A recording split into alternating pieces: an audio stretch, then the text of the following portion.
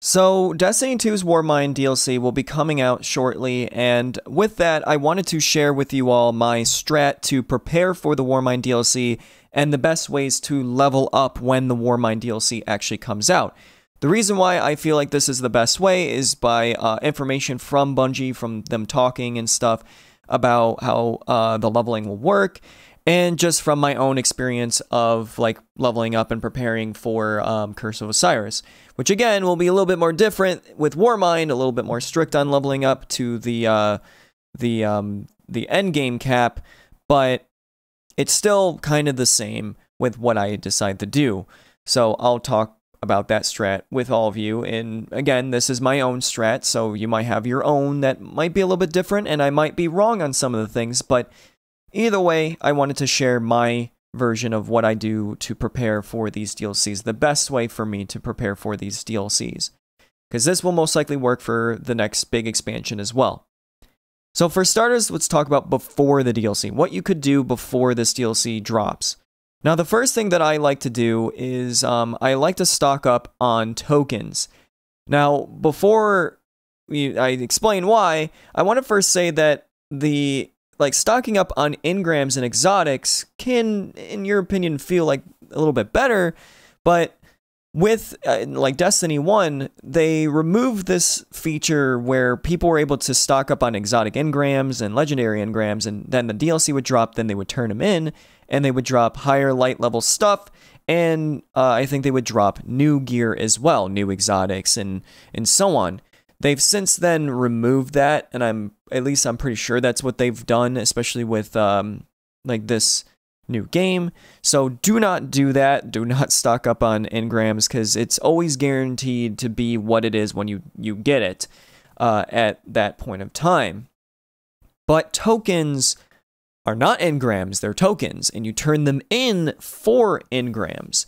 Now, I know for a fact that most likely these vendors will not have anything intensively new other than like a few weapons, but I do know that like either way, these engrams can drop you some high level gear for the DLC, at least for the soft cap. Not for the end game cap, I would say.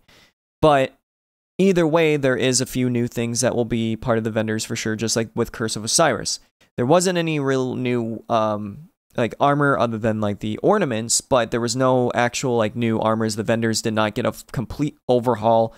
If anything, the only vendors that technically got something new would be like the faction rally people, which even then, like still, it was just the ornaments and the weapons. Like that really was new. But again, when it comes to stocking up on something, if you want to stock up on quote-unquote engrams, that's what tokens are technically are.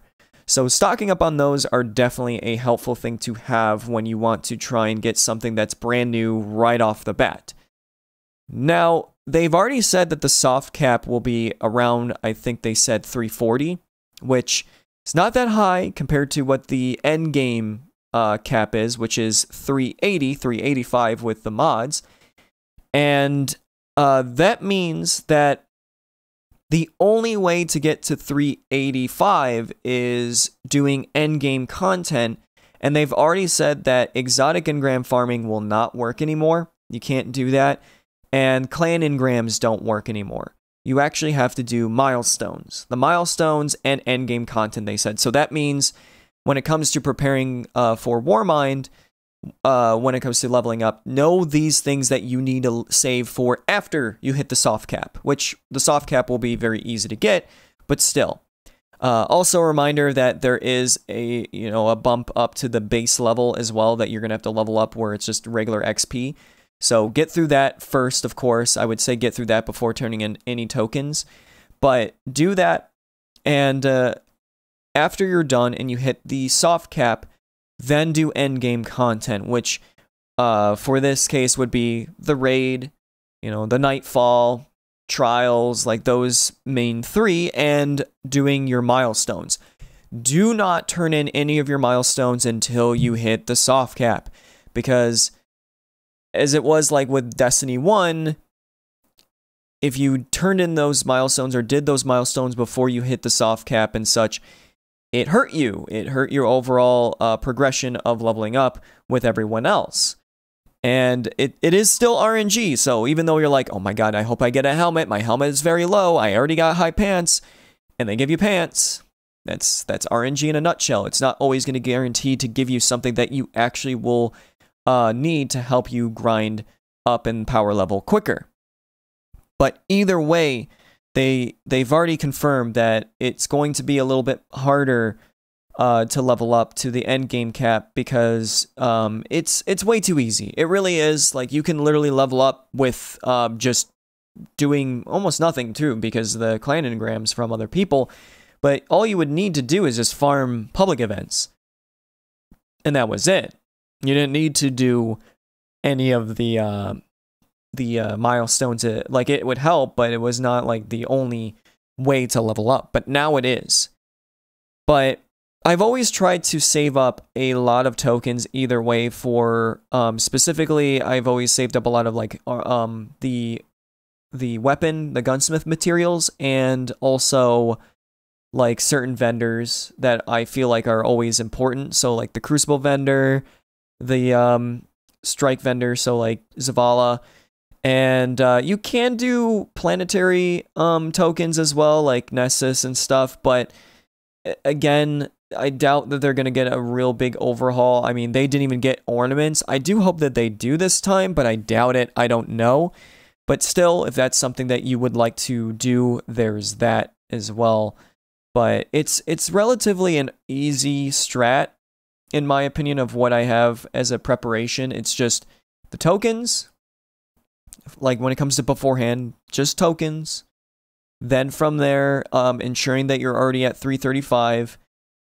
So then it makes it easier for you to level up. Then when the DLC drops, go through leveling up to the max, like, base level, which is like always like 5 levels up or something like that.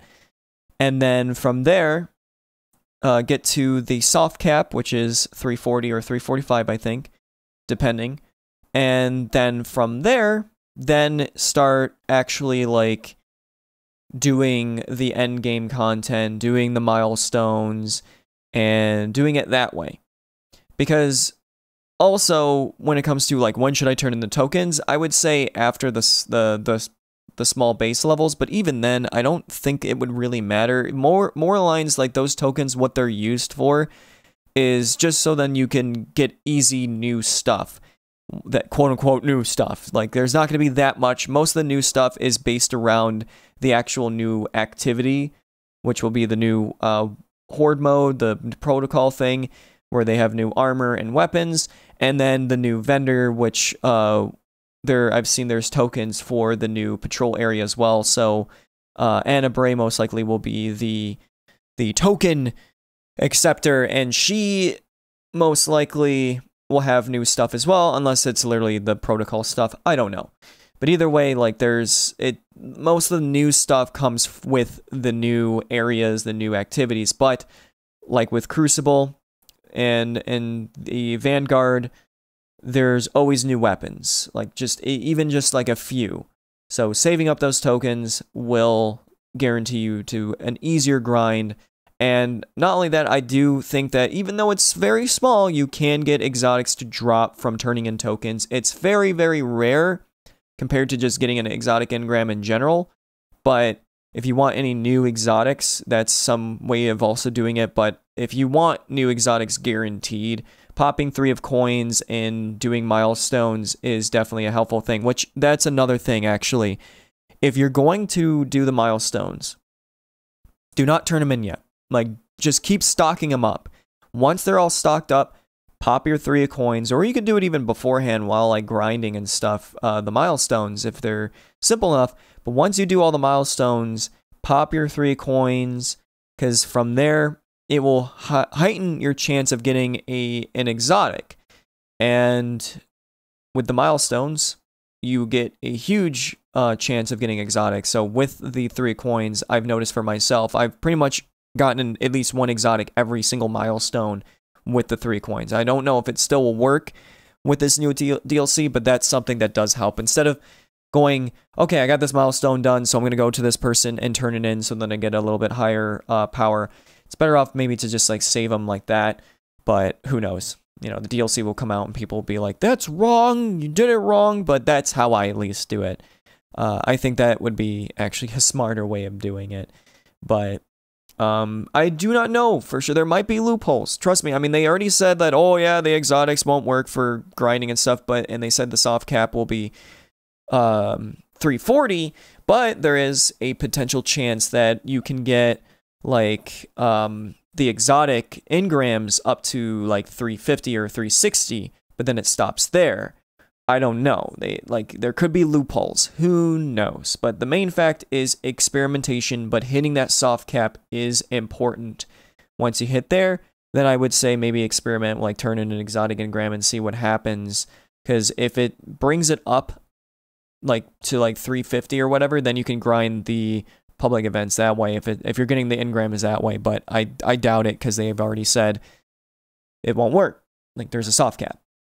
But I don't know. But either way, I just wanted to at least tell you guys because I've gotten a lot of questions of like, oh, Chibi, how do you prepare for DLCs? What do you do? Like, what's your strat for this DLC? But this works for mainly this DLC. It might also work for the next expansion. So if you want to prepare with tokens, there's that. But I will do an updated version of a strat when it comes to like the next expansion, of course. But either way, thank you so much for watching. And yeah, Chibi out.